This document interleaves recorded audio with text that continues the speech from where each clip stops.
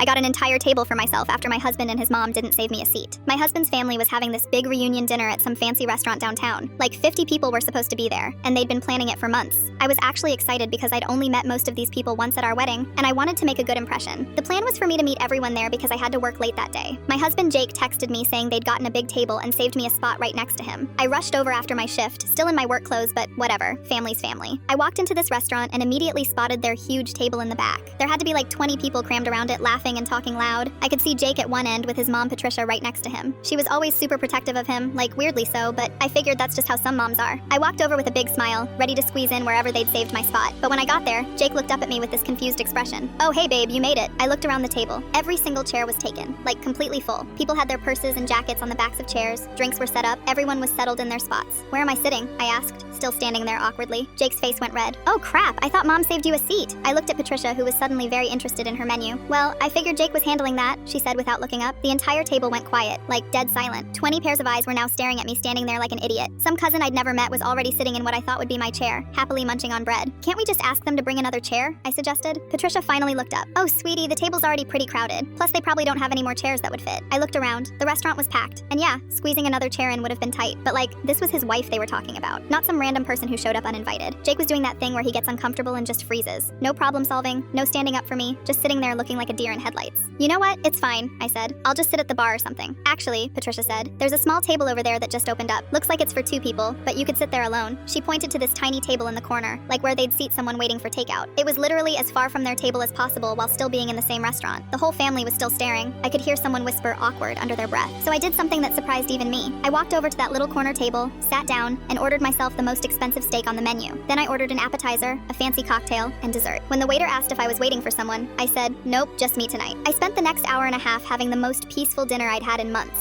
I could see their big table from where I was sitting, and it looked chaotic. Kids crying, people talking over each other, Patricia commanding everyone's attention with some long story. Meanwhile, I was sitting there eating amazing food, scrolling through my phone, actually relaxing for once. The waiter kept checking on me and was super nice. I even ordered a second cocktail because why not? About halfway through my meal, Jake came over looking stressed. "Babe, I'm really sorry about this. Mom said she thought we talked about you sitting separately." "When would we have talked about that?" "I don't know, she said maybe you mentioned wanting space or something." I just stared at him. "Jake, when have I ever said I wanted to sit away from you at a family dinner?" He couldn't answer because the answer was never. I'd never said that. "Look, just come sit with us. We can squeeze you in somehow." I looked over at their table. People were literally sitting on top of each other. Patricia was in the middle of some dramatic story with her hands waving everywhere, and there was food and drinks covering every inch of space. "I'm good here, thanks." Jake looked confused. "But it's weird that you're sitting alone. Weirder than not saving your wife a seat?" He went back to the table, and I watched him try to explain to everyone that I was choosing to sit alone. I could see Patricia nodding like that made perfect sense. I finished my meal, paid my check, and left. I didn't say goodbye to anyone, just walked out.